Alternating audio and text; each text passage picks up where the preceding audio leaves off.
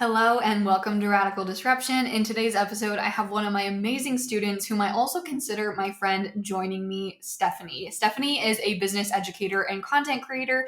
She teaches small business owners how to get visible, get paid, and build a business around their dream life and not the other way around. She has served over 5,000 online students through her online courses, programs, and digital products and reached millions with her content online. Besides running her business, you can find her cuddling her two Sheepadoodles, hanging out with her husband, twin girls, and a newborn baby girl, and drinking a chai latte. In this episode, we dive into how she prepared for maternity leave, what life looks like now coming back from maternity leave with 3 kids, and YouTube strategies. Let's dive in. Hello, I have Stephanie here with me, and I am so excited for this episode because she has actually just returned from maternity leave. So we're going to talk a little bit about that, but then she is a YouTube expert, and I'm so excited to talk to her about that because that is not my realm of expertise by any means. So before we dive into all of that though, I would love to know, Stephanie, what is your entrepreneur story? How did you get to where you are today?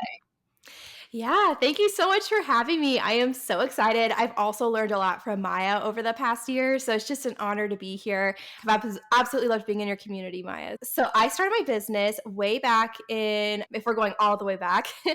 I have always loved like entrepreneurship, and I would sell like online art for like $20 a pop in middle school. And I was like, I'm making bank. This is awesome. And I actually worked at Chick-fil-A in high school, and I used a lot of what I earned working there to start a photography business in high school. So that's kind of where things started for me. And I then grew that business through college, went to college full time for 4 years. So just like steadily grew that with a client-based business. Once I graduated, realized like, hey, like I love business and marketing more than like the artistic side of photography. And so Yeah. I started teaching a lot more on that and eventually created courses and products. And nowadays I teach business owners how to show up online with their marketing and really grow their business with things like particularly Instagram, YouTube, and email marketing are the 3 things that I focus the most on because I personally love marketing. I think it's so fun. So that's what I focus on teaching my students. I love that. I was actually doing a guest episode a few weeks back, and her name is Brittany, and she was talking about how she used to be a photographer, and we were talking about how so many people in the online industry were photographers before they transitioned into whatever they're doing. Jenna Kutcher, for example. And so I love that, and I love thinking about how you're bringing in like that artistic side of you into your marketing, because I see that when I look at like your Instagram and like the visual appeal of what you do through your marketing. I'm like, oh, I love seeing like your creativity come through there. So I just think that's so fun to think about how a lot of people got their start in photography, and like to me it pairs so well with being an entrepreneur, because not to say that you have to be a photographer obviously to be successful, but that creative aspect is like showing through. So I love that. I would love to dive in a little bit more though, like I was saying prior, to maternity leave. And so you just came off of your maternity leave, but I would love to know, how did you prep for this maternity leave? And this was your second maternity leave that you have prepped for in your business. So what did things look like in this second go round? Yeah, that's a great question. I feel like I'm still trying to weed through. I'm like, what did I even do? I don't know. Last maternity leave, it's looked very different for me last time compared to this time. This time, I have a couple of team members that are helping me really run things. Last time, I did have one of my team members, but she had only been working for me for a couple of months before I was like, peace out. I gave birth, have fun running things. And she did fantastic. But even at that time, like my husband was still working his full-time job. This time he's not, he's at home with us full time. And so really like in preparing for it, it definitely felt, at least for me, a lot less stressful of like, okay, I have all these things I need to do, because I knew I was going to have a lot more support afterward, if that makes sense, versus last time. We've had a crazy just year in general. And so I guess I will say I did before this maternity leave, it was a lot of letting go of expectations I had for myself of having to show up perfectly or having to have everything prepared or it looking exactly the same way as when I'm not on maternity leave. Versus last time, I was like, I have to have all these videos prepared. I have to have all this content done. Like I had 3 months of YouTube videos scheduled out. And this time I really got to a point where I've had some health struggles. And then on top of being pregnant, I was like, you know what? Which is funny. We're talking about YouTube marketing, and we're gonna talk about like why it's so powerful. And I think this only illustrates even more how powerful it is. That I got to the point where I'm like, I can't record 3 months of content. Like that's just not going to happen this time. And having to be strategic about, okay, so what are things that are actually going to help move the needle? Because I also am bringing in the money for our family now that my husband is home full time. And so, yeah, just like being more strategic about that and the way that I'm preparing instead of putting this pressure to like, I have to have all of this stuff prepared ahead of time, and leaning more into, at least for me, that looks like leaning more into short form content for the time being, and letting the videos that I've created in the past work for me even while I've been gone. It's been really cool to see that happening. So yeah, so I do feel like I feel like when I think about this maternity leave, I really think about, again, just letting go of like, it doesn't have to be perfectly planned out, but just doing the best I can and showing up and preparing for that, and really equipping my team, because now that I have 2 team members, like equipping them to keep things going while I'm gone has been really the biggest things that come to mind with preparing for that. I love that. And I think a big concern and worry that a lot of people have as they go into maternity leave, and this was my biggest concern for sure when I went into maternity leave, was like revenue and like my income. So you talked a little bit about like visibility and focusing on the short form content and letting your long form content continue to generate that visibility for you, which is amazing. But and this might tie back into YouTube, that we might dive into a little bit more as well. But what was, I guess, your strategy in terms of the revenue and the income? Was that also just like letting it go and just letting Mhm. things see what happens, or was there a strategy behind that as well? Yeah, so I will say for me, so my business is pretty much all, I mean, yeah, it's all like scalable income. So when I say that, it's like courses, digital products, affiliate marketing are the 3 biggest revenue drivers. Yeah. And I don't do really any one-on-one client or service work. So that's also different in the sense, like I didn't have to plan out, okay, like I need this number of clients and planning around maternity leave and scheduling those, but also different in the sense that as when I was a photographer, like I definitely thought way more about like, oh, here's the clients that I need to book and try to plan that out. And for this, it's like, how did I know that revenue is still going to come in if I'm like not actually physically working? Yeah. And really, it was just looking at like my track record of like, okay, how much income typically comes in every month, like besides what I make from launches. Yeah. And for me, like I had pretty good confidence going into it, knowing that like, okay, I generally bring in this amount from my digital products, from my courses, from affiliate marketing, and that covers what I needed to cover while I'm gone, even if I'm not doing anything extra. And so far, it has worked out that way. Has my business profited a ton more than that? No, because obviously we don't have a lot of like live promotions or anything going on, but it has worked out really well in that sense of like it has continued to go. And the main reason is, yes, I do have team members that are helping with some things more on the short form side of things, and like actually being the one to physically post on Instagram, like helping with some of that, Yeah. but also YouTube and YouTube marketing and that long form content that continues to bring me so many leads. And specifically for my business type, I include a lot of ways for people to opt into my email list, which then leads them to tripwires or to funnels and things that are automated like that. And that's where I'm really making a lot of those sales. I love that.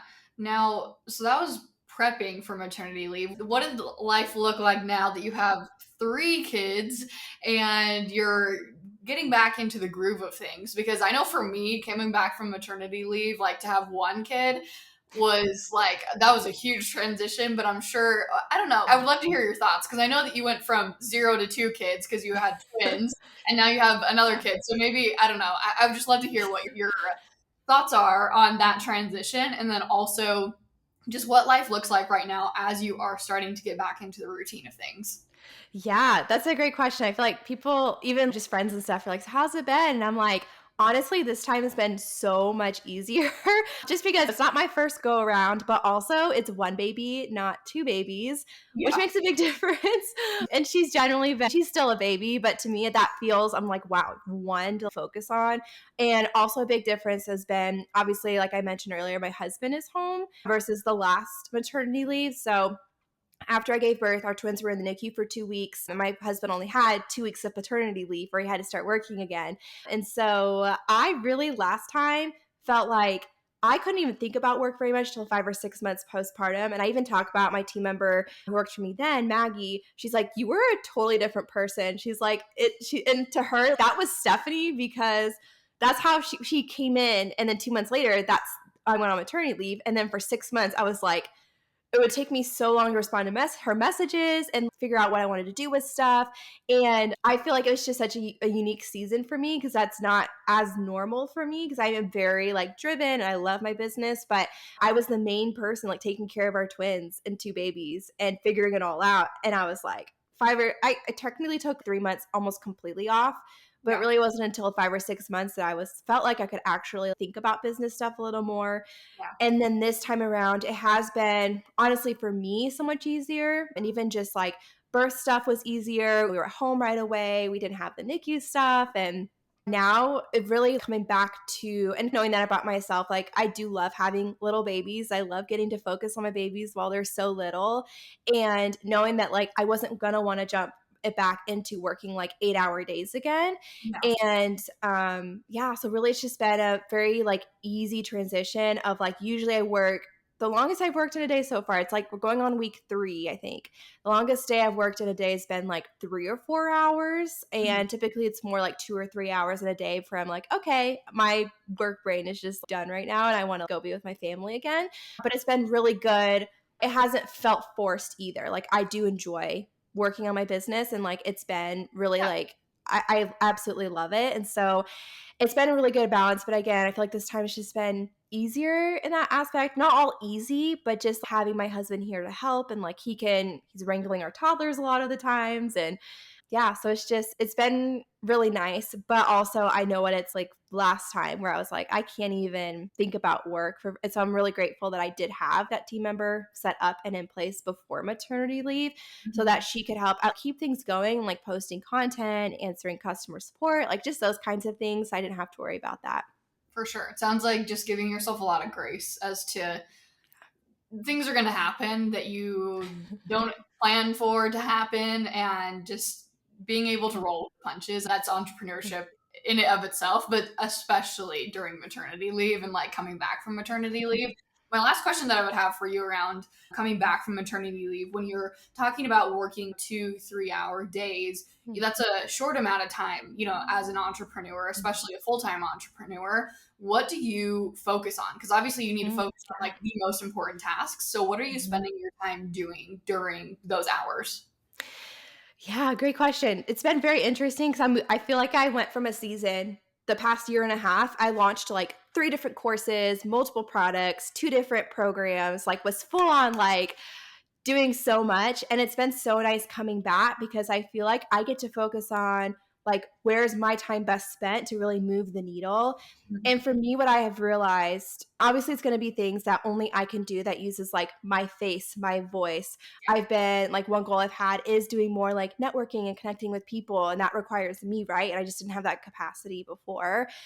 I would say in the day-to-day, a lot of it, am preparing for I say that we're done with launching, kind of done with launching. We're launching a membership, but then that will be kind of like an ongoing thing that's happening. And yeah, so really preparing for that, but also having time to do things like podcast interviews that I wasn't able to before. Or I've been putting more of myself into making sure I'm showing up like as me on my Instagram stories, making sure I'm intentionally like also selling in stories, also intentionally putting myself more into some of our Instagram content too. There's been seasons where like I create all of it, and then there's seasons where I create none of it, just like I have other things happening. And so it's been really cool to see like a lot of fruit from that too. So yeah, I would say a lot of it has been getting just to like experiment and test new things and give myself that margin to do that. Yeah. And it's been really nice because now I can be like, okay, for example, today I worked on some Instagram content and prepped that. And then I also thought of a couple of ideas for sales emails, and I just wrote those out because I was inspired and had those ideas. And like, it's so nice having that margin to get to do that. And it's going to be really cool, I think, to see now that we have a lot of our paid offers in place. And although we'll update those, it's getting to focus more on, okay, what are new things we can do, or what are things I can think about, brainstorm and envision. And yeah, so that's really been a lot of what it's been so far. I love that. Just having that space to have your brain like come up with these creative ideas, because when you are in the grind of it, and there's nothing wrong with being in the grind, but sometimes when you're just like so in it, your head's down, like tunnel vision, you don't have that same, at least in my personal experience, I can't speak for everyone, but I usually don't get my best ideas when that's the case. I get my best ideas when I don't have my calendar booked out from the morning till the night. It's like when I have that spaciousness built in. I love that. And I also just love that like the message that I'm getting from you is just there's ebbs and flows when it comes to entrepreneurship. Totally. There's different seasons, not just because of maternity leave, but just like in general, how you were saying, sometimes I'm creating all my content. Sometimes I'm not creating any of my content. It's okay for there to be those ebbs and flows, and there will be those ebbs and flows. And it's normal. And I don't think that that's talked about anywhere near enough, where that is still a healthy business for there to Oh, be 100%.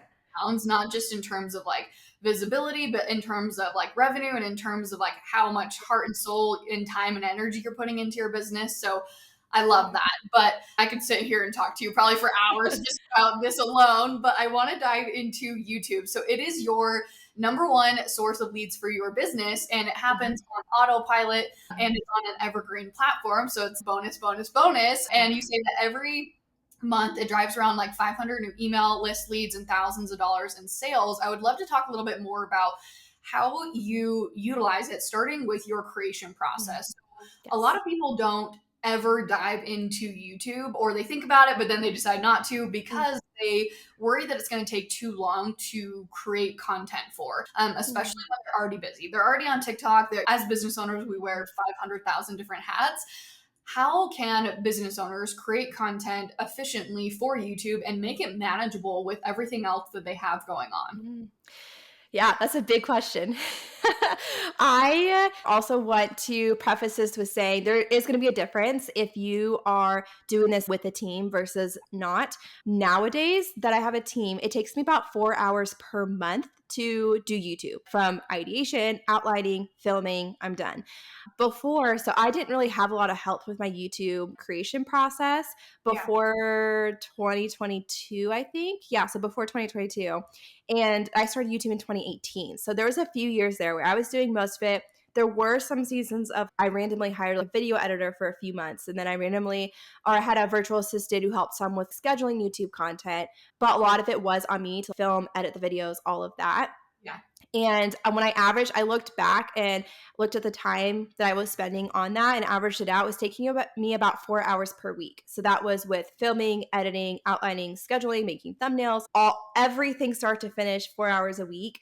And the biggest thing that I can say that makes it sustainable for business owners is to think about how you can batch a lot of the different pieces of it, and specifically batch filming content and not have it take over your life. Like, the goal isn't to become a vlogger on YouTube and have it be your business, right? There's a lot of people on YouTube who are influencers, or they make their money from brand deals and sponsorships, and they're going into YouTube with the mindset of they are a YouTuber, right? They're a vlogger, they're a lifestyle influencer. They're using that as like their source of income.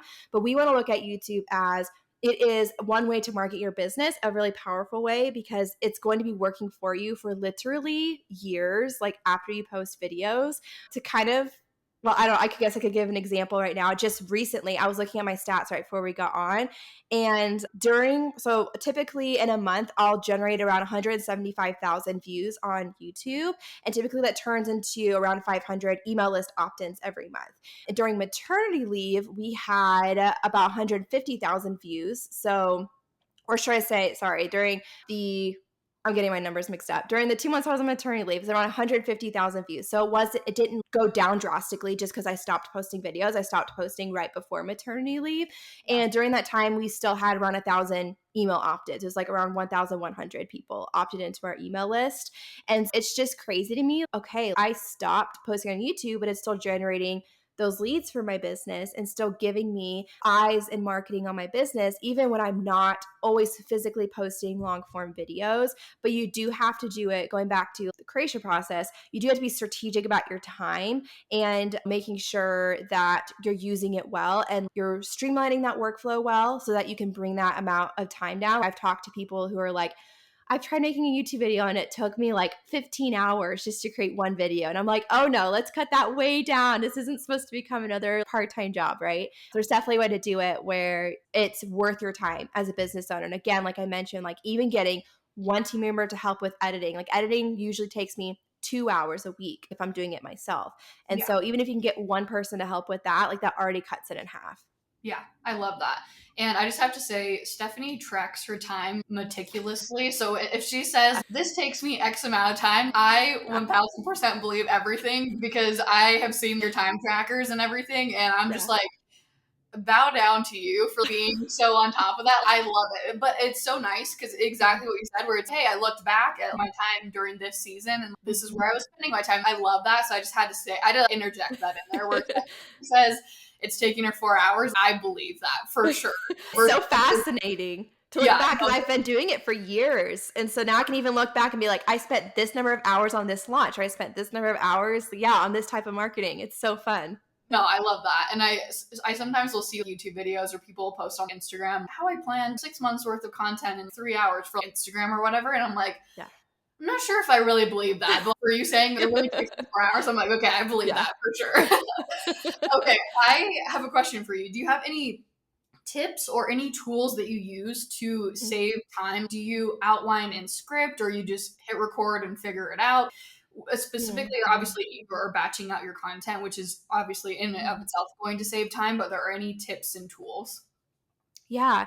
Overview of my process is I'll come up with ideas for videos. So whether they just come to me from a question or from my community, whether I am doing research on my own. So you can use things like ChatGPT is obviously a great resource to do research on what your ideal client might be wondering, or even just helping with outlining or video ideas. I also use TubeBuddy. That's a huge tool that I use it's like a Chrome extension and it will rank so for example, if I go into YouTube and I'm like, I wonder if people are searching for how to make an Instagram reel, for example.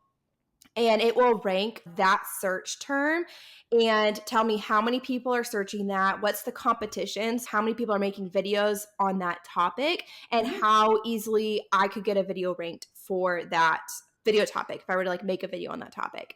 And so I do a lot of research that way. So I have the initial idea, for example, how to make an Instagram reel. From there, I will then create an outline. So I personally don't script videos. I find that just people want it to feel conversational and they don't want to feel like you're reading off a script to them, especially on YouTube. Nothing will make someone click off a video faster is if it has bad audio or if it feels like you're just sound like a robot voice and you're not actually getting to the point and talking about what you're going to share with them.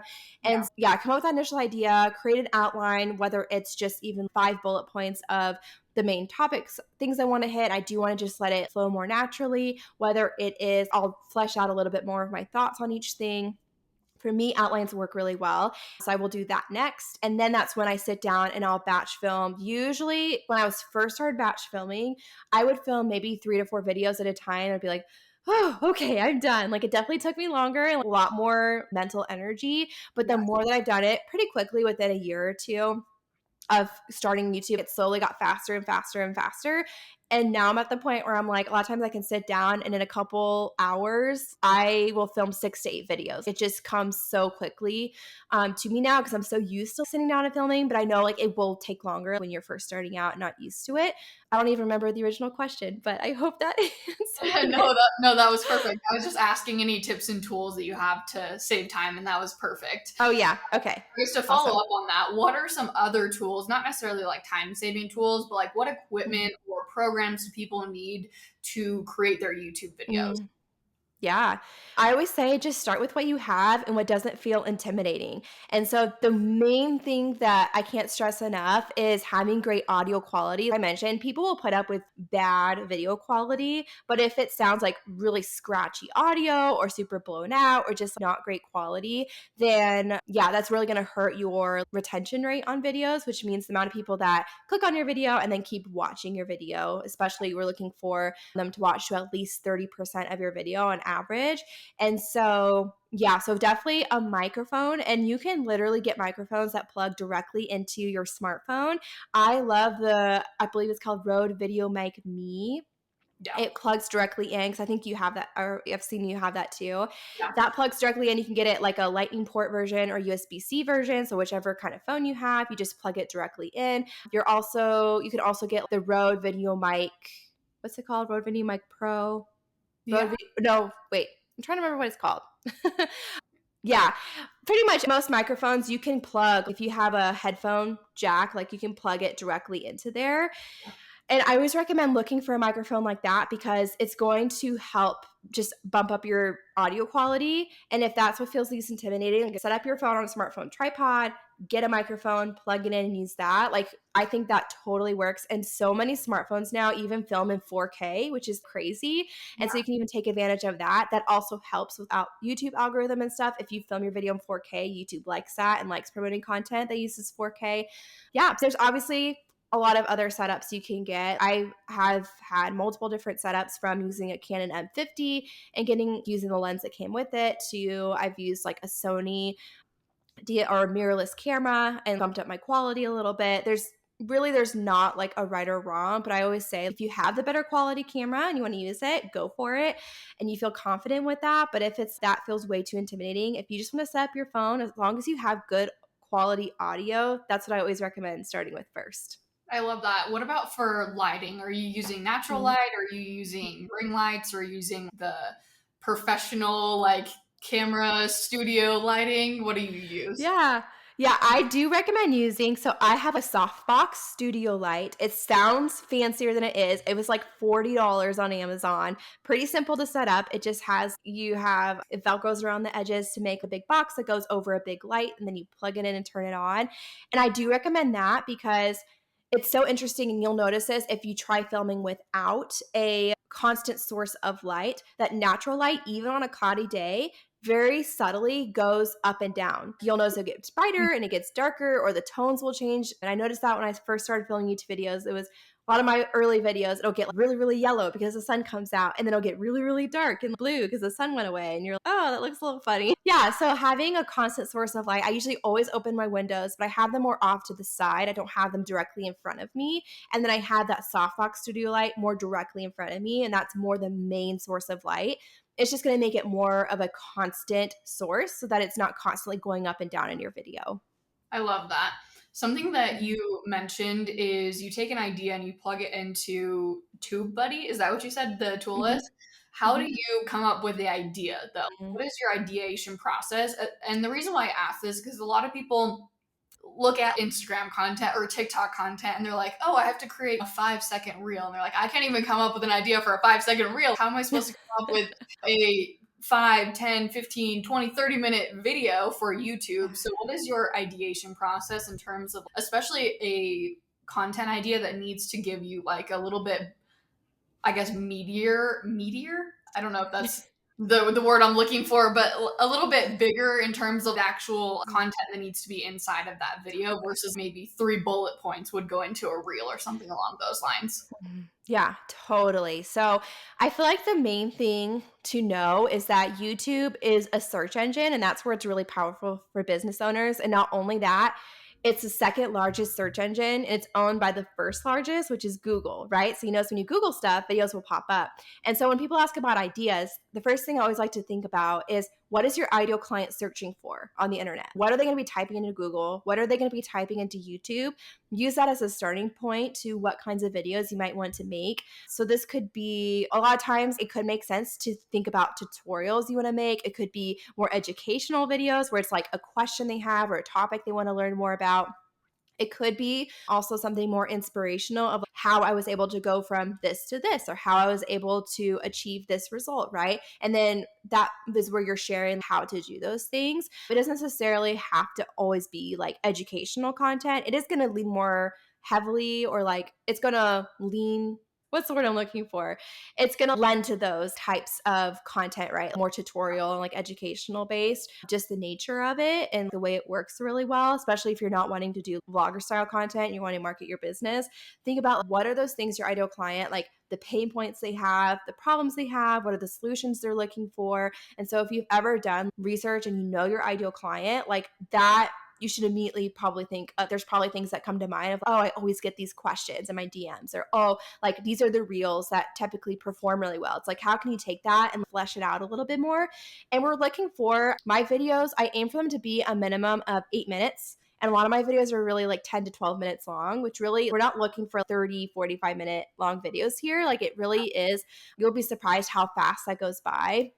And so when I'm filming the raw footage, the unedited video is typically around usually like up to 20 minutes long. And I know that'll be edited down like with the pauses, usually down to around like 12 minutes, 10 to 12 minutes. Yeah. So really just starting there. And you want to think about too, like what's going to naturally lead to your paid offers, right? So if you want to use YouTube ultimately to market your business and make money, think backwards of, okay, I have these paid offers. What are the pain points for those paid offers? What are the solutions? And then what can I mention? So for me, a lot of my strategy is sharing freebies that lead to those paid offers. Like I mentioned earlier, having funnels and tripwires and things set up that are making me sales on autopilot. And so what are like video ideas that are going to relate to all of that? What's step zero basically of what are people searching for, and that your video could pop up and they could click on it and learn more about that topic, but also lead them down the rabbit hole of like other things that you offer. I love that. I love the idea of working backwards, almost like reverse engineering your ideas based off of like, hey, this is my offer topic. Here's the problems that my offer solves, and then coming up with ideas, because that's going to be the way that you're actually going to drive the most traffic to that offer, because that video was then actually specifically designed to drive traffic for that offer versus creating the video and then being like, oh, where should I drive traffic to? It's going to be a totally different process when you go about creating from the idea versus reverse engineering from your offer. Something that you mentioned that I would love to talk a little bit more about is SEO on YouTube. What are your best tips for getting videos to rank higher in search and just becoming more visible on YouTube in general? Yeah, so there's a lot of different things. I always go back to TubeBuddy. That's going to be really helpful. And you can actually, if you, there's a free version that'll give you just a preliminary, oh, here's in general how well this, or how easy it'd be to rank for this certain topic. When I have an idea for a YouTube video, I'll even take whatever I'm thinking about titling the video and put it into TubeBuddy and see how it's going to rank, and even try tweaking the titles. For example, how to make an Instagram reel. I could also title that how to create an Instagram reel, how to film and edit an Instagram reel, how to make an Instagram reel for beginners. There's so many variations of that title that's basically the same video topic, right? I'm going to be sharing the same exact thing in it, but figuring out what's going to be the best title and using TubeBuddy. So I always plug my titles into TubeBuddy to see, if where can I get the best score? So it gives you a score. Mm-hmm. And essentially I want it to be green, which means I think it's 70 or above is the number from 0 to 100 that you want that to be green. And so I'm usually trying to find a title that's going to give me the highest score that still makes sense for my video. Typically I do that before I even make the video. So then I know exactly what the title is going to be, and I can even reference that in my video.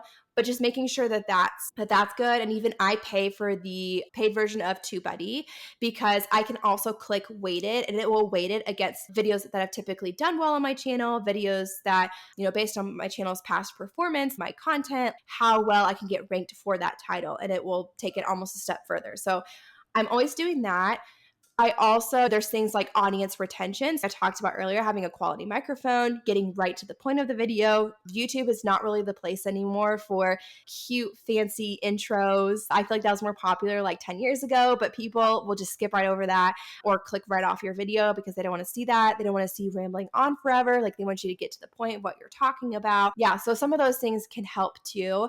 Another thing that I do where I've seen the most growth in my channel is when I am looking at the videos I have uploaded and noticing what's performing well. So what can I either continue making more videos about? Yeah. Or even looking at what are search terms. So you can go on your YouTube analytics, look at search terms that people are finding your channel from, and look for ones that are getting you lots of views, but that you don't have videos about. So, for Mm, example, I was looking at my search terms and noticed that people were searching how to add text on Instagram Reels. mm, And I had already created some videos around Instagram Reels creation, just a general tutorial, but not one specifically on just adding text. yeah. And so I was like, oh, I could make a video on just how to add text. And I'm using an example of Reels a lot too, because I teach a lot on Reels. So that's why those examples are coming to mind. But this is just an example. So I created a video on how to add text to Reels. And it was one of my best performing videos after that, because I had people were already wanting that video and also told me there was probably a gap in videos available. Like there weren't a lot of videos specifically on that. So the next best thing was clicking on my full Instagram tutorial and trying to find the section where I talk about it. So that can be a really great way too to figure out like how to get seen more on YouTube, is looking at your analytics for sure once you do start uploading videos. I love that. Are hashtags on YouTube a thing? And how important is like the description below the video? Mhm. Yeah, so hashtags, not really. No, don't really do a whole lot. I believe you can add them in the title of your video if you want to, but to me, that's just like precious space that you're trying to explain what the video is going to be about. And people, yeah, the hashtags don't really work the same way as they do on Instagram where they're searchable and stuff. As far as the description, it is good we usually write a description, a paragraph of what the video is about. It does help YouTube to know like what your video is going to be about. Description, I primarily use it as a way to like share like other ways people can find me. So that's like any freebies I mentioned, products I mentioned, I usually just have and then I have a description template where it's literally a list of all the places they can find me and my most popular shop products and affiliate links and things like that. I love that. What would you say to someone who is on YouTube and they're feeling frustrated because it's taking a long time to gain traction, especially in comparison to like their Instagram or their TikTok, where short form video content oftentimes, I don't want to say is overnight success, but it is in the sense of like if we're comparing it to like YouTube or a podcast or even blogs too. What are some strategies that you would recommend for this person in terms of either speeding up their growth process or just like a mindset shift maybe is needed? For example, can you post more on YouTube and that can help speed up the process? Or what would you say to that person? Yeah, I would say like it is one of those things that's going to take time to grow, but I would also just remember like, the end goal with it of this is something that once it does grow, it's not going to fall down as quickly. It's not something that you have to show up and post every single day in order to see eyes on your business, in order to get email opt-ins. And for me, I started YouTube in 2018 and had no idea what I was doing. Didn't learn anything about YouTube really, just was posting videos mostly because at that time I was also blogging a lot and seeing success from that. And I wanted videos to go with it. Yeah. And then it went into also like building out a YouTube channel. But it wasn't until I would say it was early 2020 that I started to think about, okay, how can I get more strategic with this? And that's where I started doing some of the things I'm talking about, or I've talked about in this episode, of looking at my analytics, seeing what's working, kind of jumping on those different ideas that are performing well for my channel and creating more videos around those topics. So I would say implementing some of those things is going to be helpful if you're just making videos, throwing them up, not really putting any thought or intention into like how you're titling your videos. Even I haven't talked about like thumbnail strategy, but that's something else you can dive deeper into and figuring out what thumbnails work for you. With those, noticing your click-through rate, which ones have the highest click-through rates are generally going to be your better thumbnails, creating more thumbnails that right. But I would say really it took me, once I started showing up more strategically, it took me about 6 months to start to see my views slowly go up and start to see that traction. And I Yeah. was posting a video every single week. And Okay. so, yes, you can post more than that if you want to. I did find that posting more than one long form video a week is a lot. It is a lot more work. So it depends on if you have that capacity, if you have the time to do that, if you have maybe the team support to do that. Great. It's going to give you more data and probably to go faster because you're going to see more of what's working more quickly. But I do think one video a week is a great goal to shoot for. And that's going to give you enough data to see what's working, what's not, have videos start ranking, but also not going to overwhelm you with video content to create. And I would say if by 6 months, maybe up to a year, if it's been a year and you're still not seeing any growth whatsoever, that's where I would definitely recommend getting more serious about looking at your analytics, things that are working, things that aren't, and really leading into that and not just throwing stuff up and hoping that it works. Does that Yeah. make sense? No, yeah, that totally makes sense. You can't just throw, what is the saying, throw spaghetti at a wall or something like Yeah. that. Definitely needs to be a strategy there. And I also love how you mentioned too, when it comes to increasing like the quantity of YouTube videos, it would just give you more data and you can use that data to adjust your strategy. It's not necessarily the video quantity itself, it's the data that you're getting. Right. Because I think of that Yeah. for me, like when people ask me like, oh, do you recommend a 30-day challenge on Instagram? Because that's technically how I got my start on Instagram. It's not necessarily the 30-day challenge in and of itself, but like the data that you get. And if you're using that data to adjust, then that's what's going to be helpful. Because like you can post more on YouTube. You could be posting 3 times a week on YouTube and it could be nowhere. But if you use that data and Yeah. adjust, then that's what's going to Yeah. get you somewhere. So I love that. Yeah. Now, I would love to talk a little bit more about lead generation specifically because YouTube is your biggest lead generator, but there's a lot of people who are posting on YouTube and maybe they are seeing the views, but it's not actually moving the needle for their business. And even something that I find so interesting is that YouTube beats out your Instagram account, which has 20,000 followers, over 20,000 followers in terms of lead generation. So I Mm-hmm. would love to know what are your specific strategies when it comes to lead generation on your YouTube videos?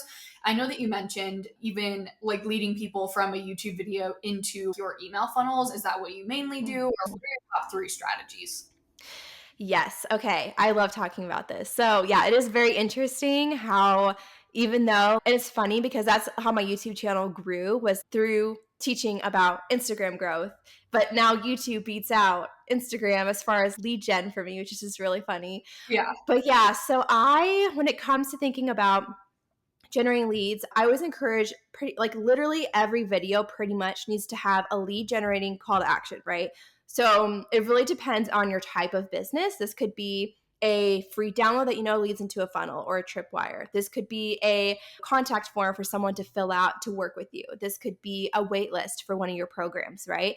It could be a direct link to your product, really, and it could be direct links to products too. Like I definitely have, especially like lower to mid ticket products, I'll link directly from YouTube videos.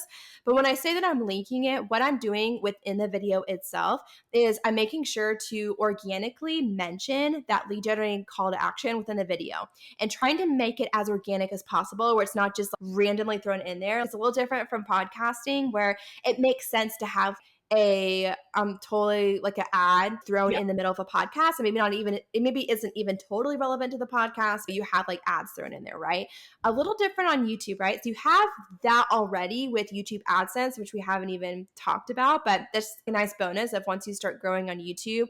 Now AdSense is bringing in usually easily $1,000 to $1,500 a month of just bonus from posting on YouTube. But those are those ads that are run at the beginning and at the end of your videos, typically when you go to watch your YouTube video and sometimes in the middle. But when we're thinking about marketing our own products or services, we want to make sure that we're mentioning it as we're talking and it's just very organic, right? So for example, if I'm creating a video on, let's say, how to create a great Instagram bio. Maybe that's the title of the video. I have a freebie that's an Instagram audit checklist that I could make sure to mention during the video. Like, hey, by the way, there's a section in my Instagram audit checklist where I mention like the bio, and there's a checklist of the different things to think about for your bio. You can download that with the link right below this video. It can be as simple as that. And that's what you're mentioning as you're explaining how to have a great and incorporating that very organically. And it doesn't feel very scripted or like an ad, but it basically is, right? And I typically try to do that in the first 30% of the video, not upfront at the beginning, but at least in the first 30% port, so within the first few minutes, because we mentioned earlier with audience retention, the average retention rate, they'll watch about 30% of your video. So it's just trying to make sure as many people as possible. We don't want you mentioning waiting until the very end of the video and in minute 11 of 12, now you're mentioning your freebie, right? Make sure to mention that a little bit closer up front so you can see as many people opting in as possible. I've also seen a lot of great results. So I do that organically with, like I mentioned, that Instagram example. I've also done this organically with, say, I created a tutorial on something.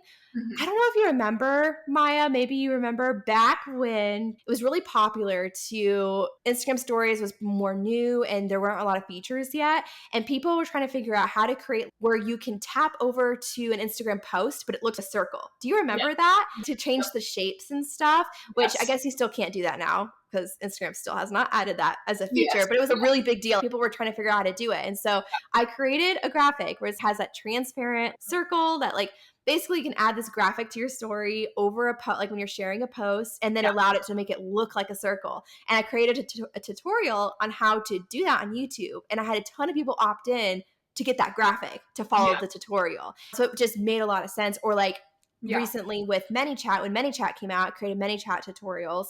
But people didn't know what ManyChat was, but they were searching in YouTube how to do the DM automation link thing on Instagram.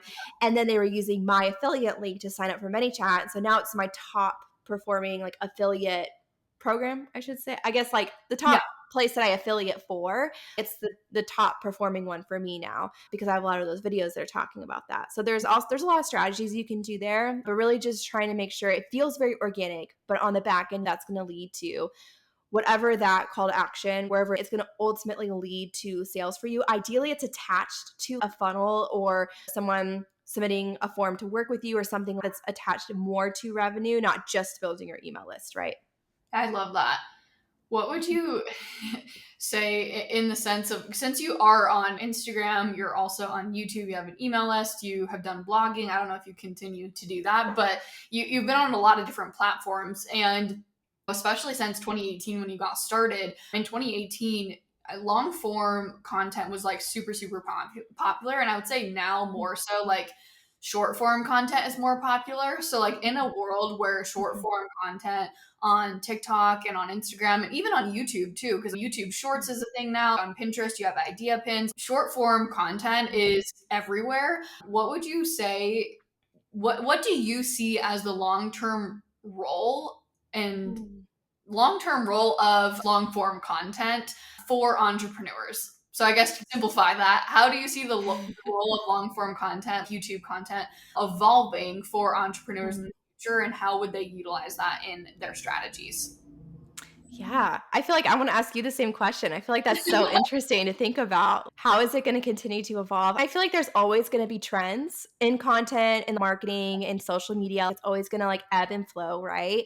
But I do feel like, but then there's also like video podcasts are becoming more and more popular, and that's a form of long form content, right? And YouTube is one of the biggest places people are uploading video podcasts. And so I do think at the end of the day, I do think it's a strategic move. YouTube, again, is still the second largest search engine. Like people are still on YouTube. It's still growing year after year. I don't remember the exact numbers, but there are so many people on YouTube and it still continues to grow every year. That's not going away. And Yeah. just the fact that YouTube has been around for literally years. I know I was searching videos on YouTube back in like middle school. What was that? Like 15 years ago, just searching for the weird YouTube videos we used to watch. Yeah, so I feel like it's just been around for so long and continues to grow, which tells me I don't think it's going away anytime soon. And I Yeah. think it's a great strategy for business owners because this is something we didn't even have time to get into, but taking a YouTube video and repurposing that into so many short form pieces of content Yeah. that really gives you more sustainability too. If I can create a YouTube video where I put my time and focus on and my thoughts and my energy and my voice, and then my team can more easily take that and turn it into other pieces of content and it still feels very genuine to me Yeah. and allows us to show up on so many more platforms. So, yeah, I feel like, what do you think? My thoughts, yes, I agree with all that as well. Definitely easier to repurpose long form content into short form content because if you're trying to take a reel and turn it into a YouTube video, there's a whole, you basically, in my opinion, you can't really repurpose that. You might take the idea from it, but you're basically Totally. starting from scratch. Whereas you Yeah. can definitely I take my podcast recordings and I put those into reels all the time. And it's, Yeah. again, just way easier to repurpose in that sense. And so you're saying showing up on more platforms. But I also think as well, with the short form content, you don't get to know someone as well. And so I think that there's a huge piece of Yeah. that brand building where like you can Mhm. actually in my opinion, build something so much bigger than yourself when you do have that long form content, whether that is YouTube or for someone else that might be podcasting, yeah, and someone else that might be blogging too. I consider blogging as a long form content as well, Mhm. but it's Yeah. just so different. Like when you go and you listen to someone on a podcast versus you just see one of their reels. I'm not like, oh my gosh, like I know who Stephanie is by watching your short form reels. I know who you are by your podcast, by your YouTube videos, by your emails. Those are the things that like I know you through. And so I think it's like the short form content is going to be, and I think it will continue to be really powerful in Yeah. utilizing to drive traffic to our long form pieces of content. But then that's where our close knit community is actually going to reside. And that's where you're going to actually be able to build your business, in my opinion.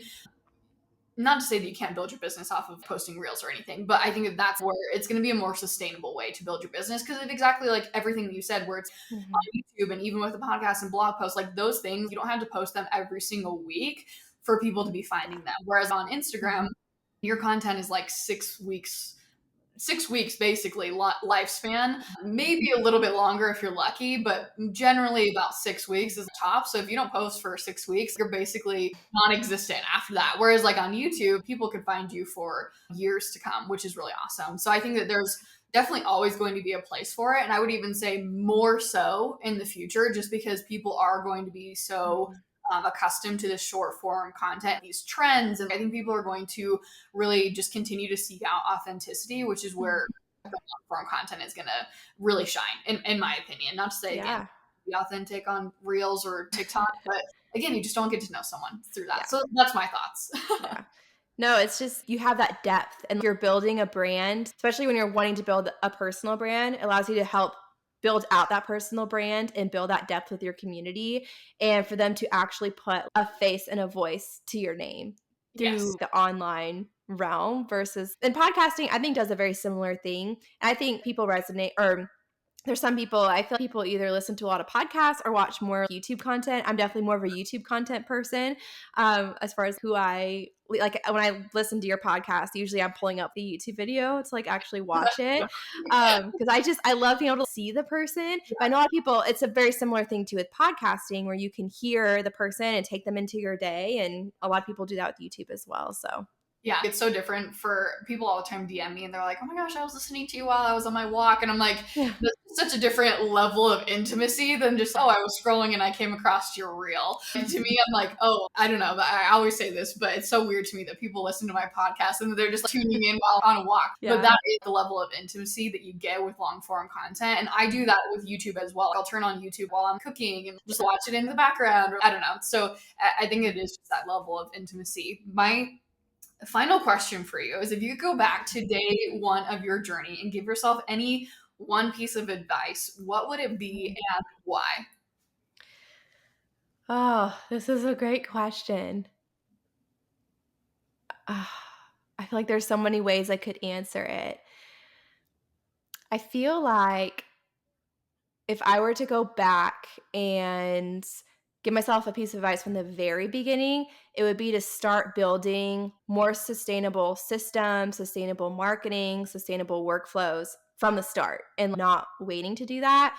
I do think I did, when I did a lot of client work, I do think I did somewhat of a good job manage it, but also I got to the point where I was working over 60 hours a week by the time I graduated college and by the time I went full time in my business. And I was like, this is not sustainable, right? And starting to think about what needs to change in order for this to be sustainable. And I just think about the changes that I made truly carried me through so many hard seasons in my life. And right before I gave birth to our twins, we lost Michael's mom to cancer. And I was so close with her. And just having those systems in place truly carried me through that, carried me through the first maternity leave and having kids, and then now second maternity leave and my husband coming home. I do feel like a lot of it goes back to, okay, because I didn't do this at the very beginning, but eventually setting up that sustainable marketing and sustainable systems in my business and workflows and like making sure I had all of that. Yeah. I think building that out from the very beginning, even now, there's some backtracking we're having to do of, okay, we didn't have a system for this from the start. Now we need to like refigure all this out. But I've just seen the fruit of having that. And that's probably not the most like fun answer or flashy thing in the world, having to build out workflows and systems and implement all of that. But truly, like when I think about this will be next month will be 9 years of being a business owner, which is crazy. That's when I filed for my LLC, it was 9 years ago. And when I think about that, I feel like that truly, if I didn't think long term in that way, once I got halfway through, if I didn't think long term of, okay, this needs to be sustainable for me, make sure I'm actually making good profit, making revenue, I have the workflow, so I'm not spending all my time on this one thing, or my marketing's working for me, even if I physically can't be the one in the business. Yeah, I feel like that's what I would tell someone. Even though it doesn't feel like from the beginning you're so focused on I just want to grow and get a bunch of views and I want to get a bunch of sales. Obviously those are great things, but also think about as you're doing that, build out those systems and workflows and think long term too. I love that. It's not the sexy answer, but it's the answer that like ultimately is going to get you to where you want to go. Yeah. Sometimes we're like, oh, give me the shiny objects of, like you said, like the virality and all these like short-term things. But it's like if you want to build a business that lasts and lasts through the different seasons of your life and just different Yeah. seasons of the business of its in and of itself, you need to have the systems in place. So love that answer. My final question for you. I know I said final, but this is actually my final question.